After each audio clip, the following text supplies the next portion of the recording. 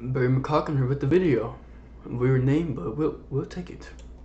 As sports fans is to compartmentalize when athletes are yet to hit their primes, when they're in their primes, when they're at their peak, and then when they're getting old and declining or washed up. It's the natural cycle of sports and life. But every now and again, an athlete that doesn't seem to age or get worse at all comes along. An athlete who somehow maintains his high level of performance for decades, seemingly immune to father time. In this case, he just keeps churning out all NBA caliber seasons to the point that even his supporters have lost sense of how long he's been doing it for. I'm talking, of course, about LeBron James. There are no qualifiers for him the way there are for Jordan, like post-baseball 1995 MJ or Wizards MJ, or Shaq, peak Shaq before he got fat, Larry Bird before he had his bad back, or Kobe before he was a starter and before he tore his Achilles. People compartmentalize the bad parts of their careers to remember them at their best. But LeBron doesn't get that privilege because he's never been bad enough. Put another way, LeBron has been in his prime for his entire career. But this video isn't about LeBron's longevity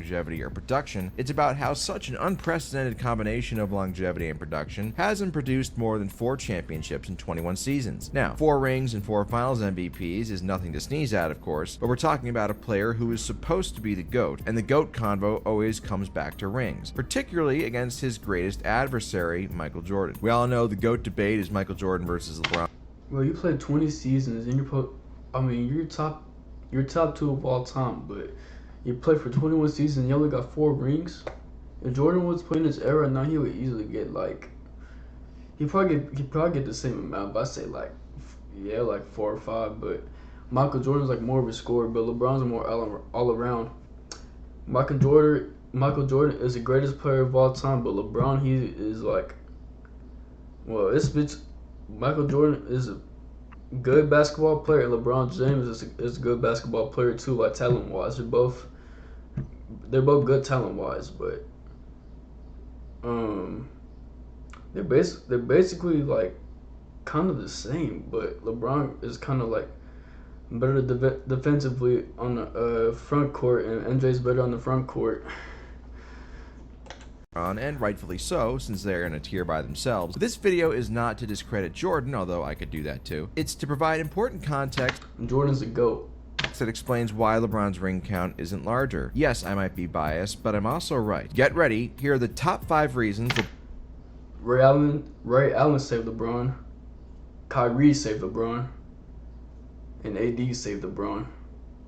LeBron James hasn't won more rings. Number 5, LeBron James. What, did you really think I wasn't going to put some blame on LeBron? It's not the biggest reason he hasn't won more, but there are instances where LeBron was his own worst enemy. The biggest example is the one that everybody already knows, which is the 2011 NBA Finals, where he went into a shell and cost Miami and himself a title that gets mentioned ad nauseum even still today, all these years later. But I'm going to look at some other disappointments. His first finals appearance in 2007 wasn't anything to write home about either. For as amazing as he was against Detroit in the Eastern Conference Finals that year, he was just as bad versus the Spurs, averaging 22, 7, and 7 with a terrible 43% true shooting percentage and a boatload of turnovers. Now, the Spurs were the better team and they loaded up on LeBron, who was a one-man show, but LeBron was certainly not at his best. Then the next year in 2008 versus Boston, he absolutely stunk up the joint in the first 2 games of the Eastern Conference semifinals, averaging just 17 points per game on 19% shooting with 9 turnovers. Yes, 19%. The 08 Celtics were a historically great defense, and again, LeBron was a one-man show, but 19%? Come on, there's no excuse for that. He did get better as the series went along, averaging 31, 6, and 8 on 54% true shooting over the last 5 games, and 37, 7, and 6 on 57% true shooting over the last 3 games in a 7-game series loss where he scored almost half of his team's points in Game 7. Then, a few years later, again versus Boston, with his infamous free agency decision looming, the reigning 2-time MVP LeBron inexplicably stopped playing like LeBron. He was averaging his usual 32, 7, and 6, which is 3 turnovers on a stellar 64% true shooting over the first 3 games of the series, giving Cleveland a 2-1 lead before mysteriously stumbling to 21, 11, and 8 per game with 6 turnovers and a dreadful 47% true shooting percentage over the last 3 games, all losses. Rumors of a teammate giving the business to his mom may or may not have contributed contributed to this, and it's no guarantee that the 2010 Cavs team wins it all even if they beat Boston, but it's another strike on his resume. On the court since then, even in losses, he's produced pretty much as well as you could expect, but his decision to go to the Lakers in July 2018 is one that I didn't like at the time, and even with the ring in 2020,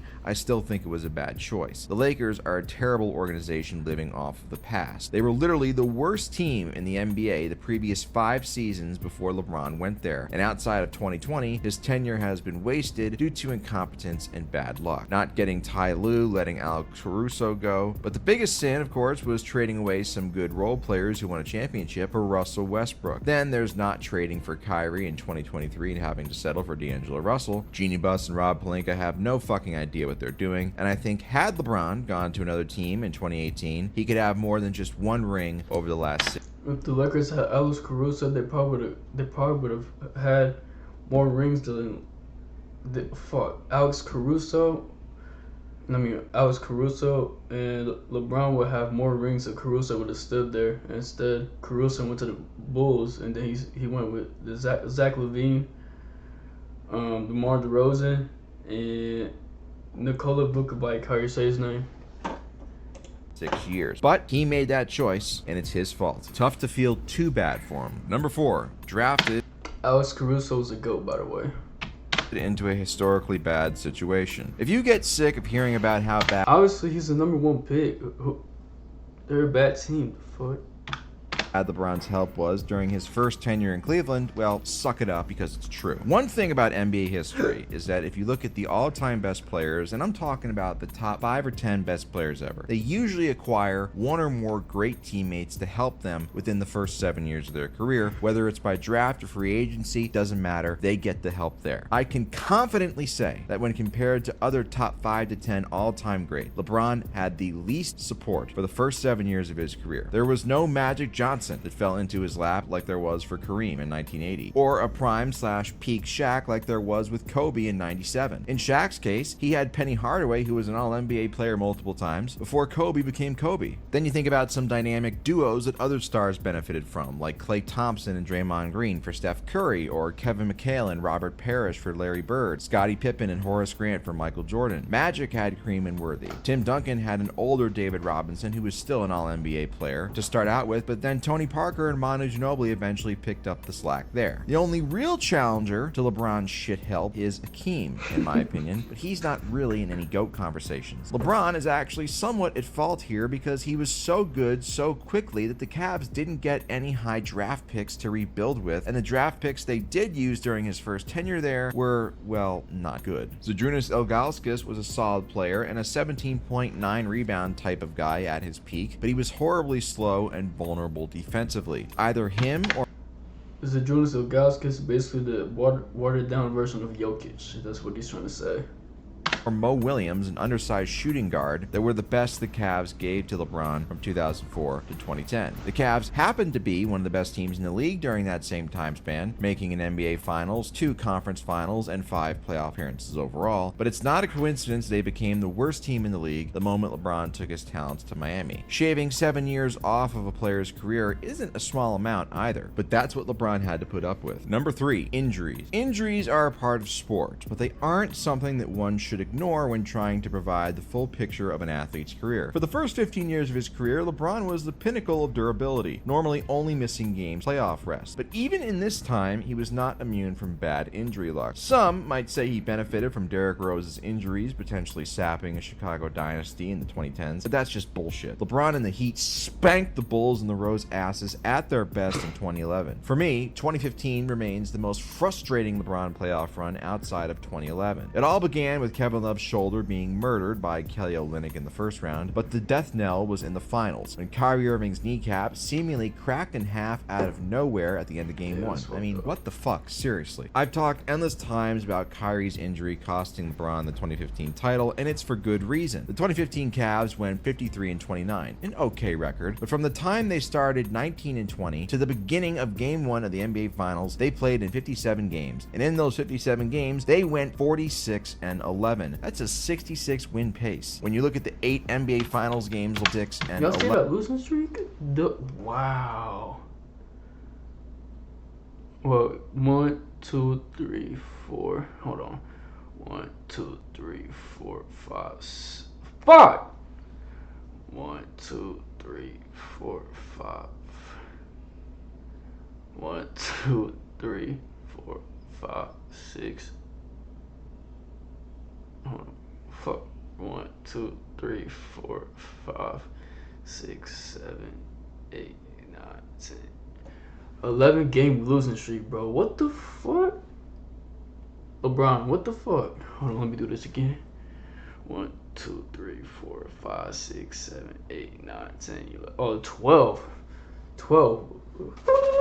12 is crazy. I ain't gonna 11. That's a 66 win pace. When you look at the 8 NBA Finals games LeBron and Kyrie played against the Warriors before KD got there, the Cavs destroyed the Warriors with both LeBron and Kyrie on the court together. This is statistically backed up in plus minus. LeBron certainly didn't shoot great in the 2015 Finals, just 48% true shooting, but he still averaged a monstrous 36, 13, and 9 per game, despite his backcourt teammates all shooting unfathomably terrible. He also had 11 fourth quarter points in the Game 1 loss and 16 fourth quarter points in the Game 5 loss, so it's not as if he was going ghost in the fourth quarter, although to be fair, he did miss a game-winning attempt at the end of Game 1. All in all, LeBron scored and assisted on over 60% of the Cavs' points in the series, which is a superhuman feat, but also an indication of a one-man show with no support. That was before he went to the Lakers, though, and Father Time seemingly has caught up to him in his durability. It started right away in year 1. LeBron had the worst team over the previous 5 seasons at 19-14, while averaging 28, 8, and 7 on 60% true shooting before seriously pulling his groin. Without LeBron, the Lakers unsurprisingly torpedoed and ended up missing the playoffs. LeBron came back about a month later, but his burst was obviously not there. I don't spend too much time on this one though, since with or without LeBron, they obviously weren't beating the Warriors that year. No, the biggest what-if injury of his career came a few years later in 2021. Fresh off of his 4th title, LeBron had the Lakers 2nd in the West while averaging his usual stellar 26, 8, and 8 on 60% true shooting and being top 2 or 3 in MVP combos behind Jokic. That was all destroyed by a dirty play by scrub Solomon Hill, who dove into LeBron's ankle and ruined his season. LeBron missed over a month, came back obviously before he was ready again, and in addition to Anthony Davis's injury, wasn't able to get the Lakers past the Suns in the first round. This early exit caused the Lakers front office to panic, which resulted in the Westbrook trade, which wasted a year and a half of LeBron's prime. Fuck Solomon Hill. A few years later, after a rare display of good judgment, the Lakers got rid of Westbrook and loaded up for a playoff run, even with LeBron tearing a tendon in his foot, caused him to miss again a month. The Lakers made it all the way to the conference finals, and they even had me thinking for a moment that they might actually get LeBron's 5th ring, but instead, LeBron's torn tendon messed up his three-point shot, and combined with Denver's shooting luck, the Lakers were swept despite LeBron averaging an efficient 28, 10, and 10 per game. Speaking of shooting luck, let's dig deeper into that. Number 2, bad shooting luck. We can talk about injuries all we want, and that opens up a whole can of worms since we never know how badly a player is injured because we're not in their shoes. But sometimes people can forget the NBA is a make or miss league, and that's all there is to it at the bottom line. Over the course of 21 years, LeBron has certainly benefited from good shooting, such as Ray Allen's three-pointer and Kyrie's three-pointer in the 2016 finals, but the shooting luck I'm talking about is where a team shoots either well above or below its usual standards over the course of an entire series. This has become a more prominent occurrence every year as the league continues to lean more into the three-point shot. Anyway, over the course of the 2006 Eastern Conference semifinals versus Detroit, LeBron's teammates shot a putrid 48% true shooting, down from their 53% mark during the regular season. But the real reason I point this series out is that it went 7 games, and in that Game 7, LeBron's teammates shot 9 for 41. That's right, 9 for 41. 22%. It's no surprise the Cavs lost 79-61 in LeBron's very first playoff series loss. 3 years later, he saw the other side of the coin, an opponent shooting way over its head. 2009 Cavs were the best team of LeBron's first tenure in Cleveland, and they looked poised to make the finals, but the PED-filled Orlando Magic, combined with nobody to stop Dwight Howard in Cleveland's front line, came in and shot the 3-ball unsustainably well to knock out the Cavs in 6. 6. It happened again to LeBron 5 years later in the 2014 finals versus the Spurs. Looking to three-peat, the Heat bowed out in 5 games, largely thanks to the Spurs not missing anything from 3. The numbers are right here, folks. Do not get mad at me. In the aforementioned 2021 first-round series versus the Suns, with LeBron nursing a bad ankle and Anthony Davis missing essentially the last 2.5 games, the other role players needed to step up, and instead LeBron's teammates combined for a 51% true shooting percentage, including 28% from 3, down from 56% true shooting and 35% from 3 in the regular season, respectively. Wow, I can't believe the Lakers lost. The most recent example of shooting luck hurting LeBron is Denver in 2023. LeBron's teammates shot the 3-ball well for a change while LeBron struggled, but again, folks, look at the stats. Denver absolutely exploded from 3, and in a series where nearly every game was...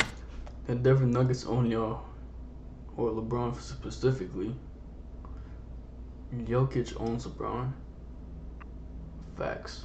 Close, the margins add up. The Lakers actually won the shot quality battle in the series. The Nuggets just made more of their tough shots, and Jamal Murray turned into the best player ever for 4 games. Totally not a fluke at all. Then, of course, there was this year. LeBron's teammates shot just 28% from 3 after shooting 37% from 3 in the regular season in a 5-game first-round loss to, you guessed it, the Nuggets, with several more seriously close losses. But as much as it frustrates me, making shots is part of basketball. But number 1 on my list is an abomination to the sport and competition at its core. And the number 1 reason LeBron James hasn't won more rings, Kevin Durant and the Warriors. Look, for all the complaining I've done, I understand on some level. Injuries happen, being drafted into bad situations happen, bad games happen, opponents shooting lights out, it happens. It all sucks as a LeBron fan, but that's just how the game goes. However, what Kevin Durant did in 2016 is not supposed to happen. You all know by now, I'm talking about KD joining a 73-win Warriors team, fresh off of blowing a 3-1 lead in the NBA Finals to LeBron to win his 3rd ring. Most of you will immediately say, oh well, LeBron started it by going to Miami, and you make me want to rip my fucking hair out. Here's the difference, okay? LeBron built teams that could win. Very good,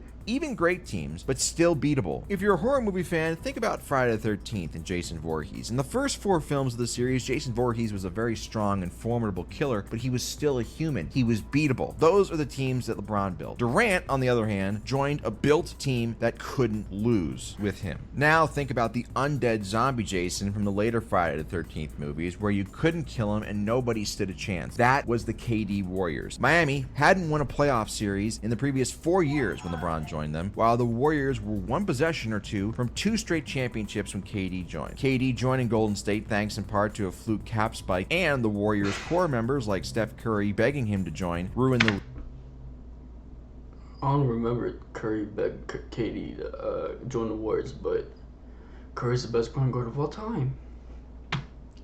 League for nearly 3 years. It had many negative effects, but as a LeBron fan, the most negative effect it had was on his ring count. Let me be clear, and this is really the most important part. No other all-time great player has had to deal with this happening to them. And if it did happen to them, they would have gotten destroyed in the finals too. Whether you're talking about Jordan, Bird, Magic, Kareem, Kobe, Duncan, all of them would have gotten the smoke. It just so happened that LeBron's best playoff years coincided with the best team ever created, which was created, by the way, primarily to stop him. LeBron was so great in 2016 that it spooked the winningest team in the history of the sport to get on their knees and beg like dogs to Durant in the Hamptons. It's true, the Warriors didn't need KD to be a great team, but they did need KD to beat LeBron and Kyrie. It didn't matter that LeBron averaged 32, 9, and 8 on 65% true shooting in the 2017 playoffs, or averaged a 33-point triple-double on 63% true shooting in the finals. It didn't matter that LeBron averaged 34, 9, and 9 on 62% true shooting in 2018 playoffs, or a near 34-point triple-double in the 2018 finals. Those 2 historically great individual playoff runs were reduced to nothing but 2 more finals losses on his ledger for the haters to laugh at. It's maddening. All because KD wanted to be a vagina and join a 73-win team. By the way, if Durant had re-signed with OKC, who were good enough to win a title with him, by the way, as they were up 3-1 on the Warriors in the conference finals, don't forget, and if not for an explosion by Klay Thompson in Game 6, might not have even made the finals.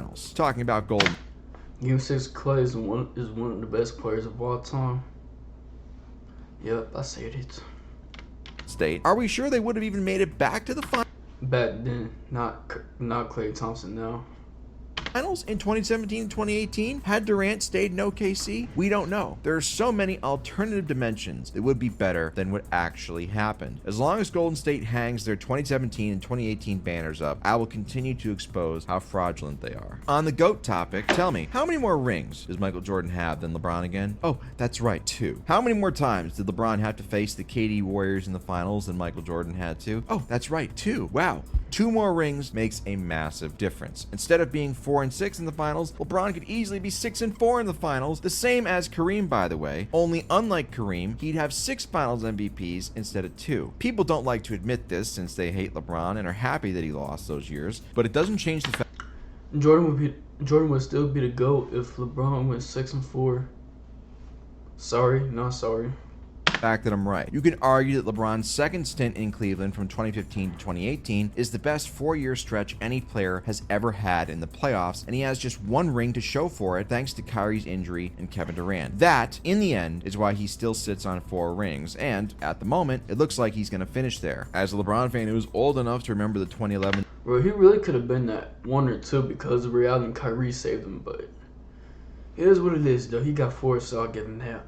Debacle and all the ringless Kyrie, jokes and memes. I never thought I'd be disappointed with my favorite player having 4 rings, but greed is a powerful thing, I guess. I suppose LeBron will just have to sit at the same table with other 4-ring losers like Wayne Gretzky, Shaquille O'Neal, Gordie Howe, and Joe Montana. That's the video! Okay. Oh shit, how do I get out of this shit? Damn, I just forgot. I ain't gonna lie. Alright, there you go.